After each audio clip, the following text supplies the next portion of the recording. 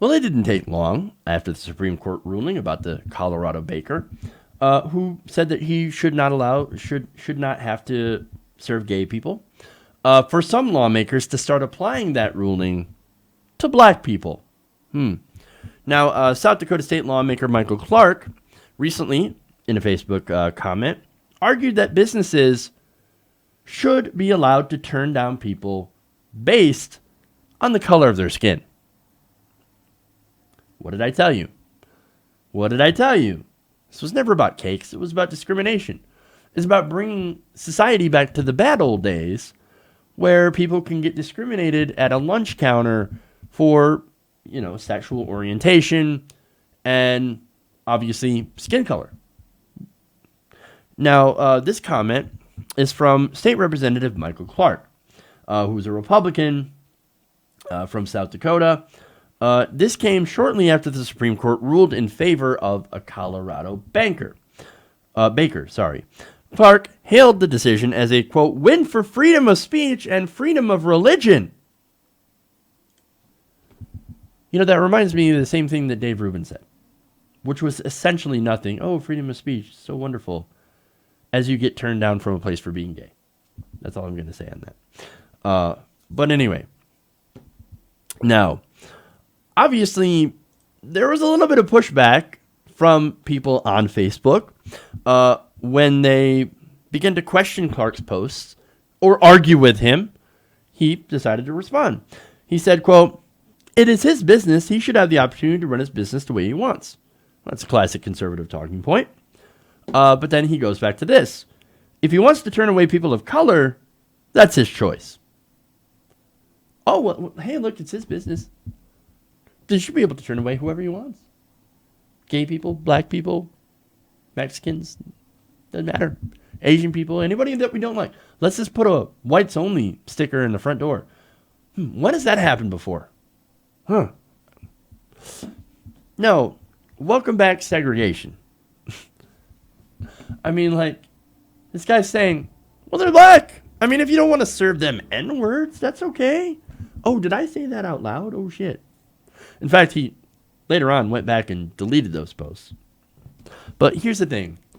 This is about discrimination. It has always been about discrimination. I don't like these people. I don't like these types of people. I shouldn't have to serve them.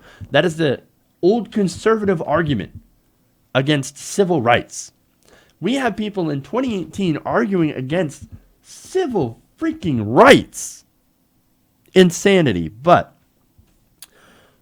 here's his hilarious backpedal after getting called out. He said, quote, I might have jumped in that a little too fast. Quote, I was so excited about being able to discriminate against gay people. That's not a quote, sorry. You could almost think that it was a quote. You see what I did there.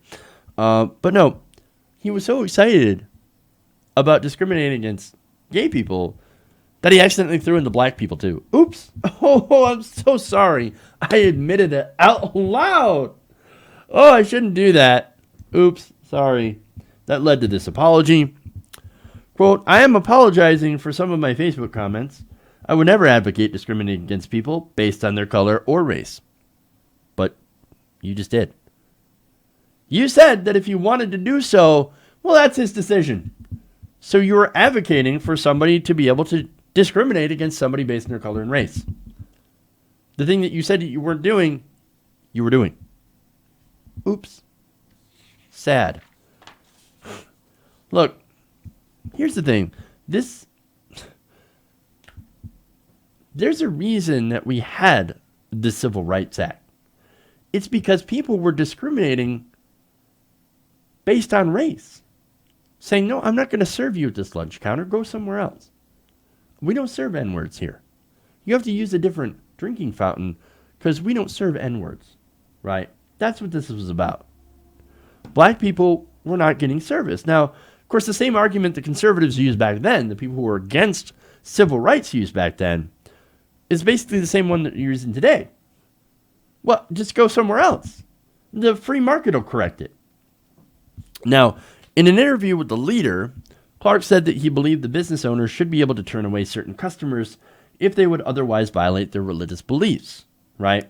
So religious beliefs is now the new argument that they use. But again, similar, I should be able to turn that away because, well, my own beliefs. I believe the N-words are inferior. If you had asked somebody back in 1950, they would say basically the same thing. Well, this violates my freedom. It violates my freedom. I should be able to do whatever I want with my store. Now, Clark told the leader, quote, if it is his truly strongly based belief, then he should be able to turn them away. People shouldn't be able to use their minority status to bully a business. Really? Generally, when you're a minority, it is a bit tough to bully someone.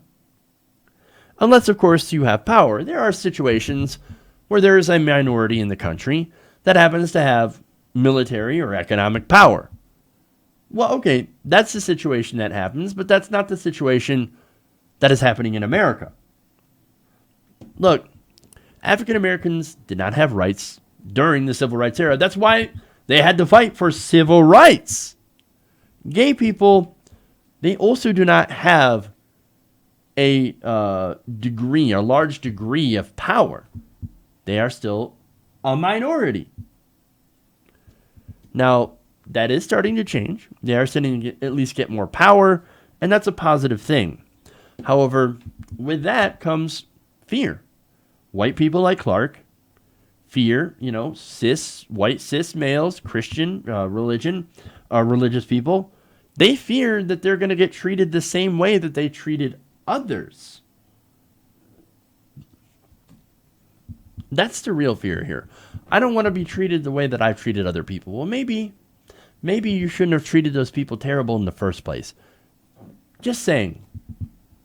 And that would have been so much simpler. Now, finally, he uses this argument. He says, quote, I think it would ultimately be up to consumers whether to decide that they want to penalize or patronize a business or not. The vote of the dollar is very strong.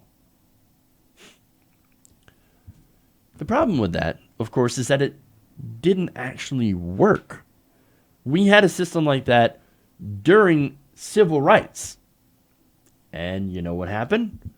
Black people were turned away from nearly every business. Look, if everybody in that town who had a business happens to be a little racist or they hate gay people or for whatever reason, then, and look, you could probably find towns like that today in the Bible Belt or in rural America. Well, if you have places like that, then where can you go for service? Now, what if that extends to a hospital, life-saving services, or food, or, gas? Sorry, we don't serve you here. You can't go get gas. Well, then I can't fill up my car and I can't leave. Well, that's not my problem. Go find someone else. Free market, baby. Those are situations that could definitely happen.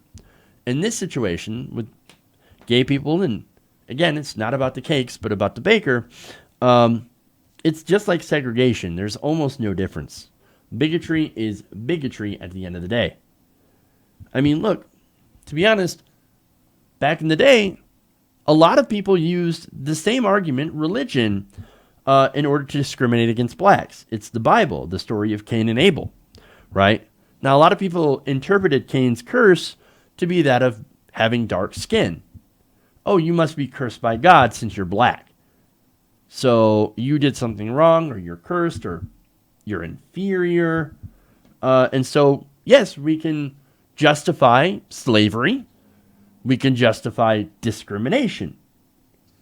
That, back then, was their deeply held religious belief. Now we're doing the same thing, but with homosexuality. There is no difference.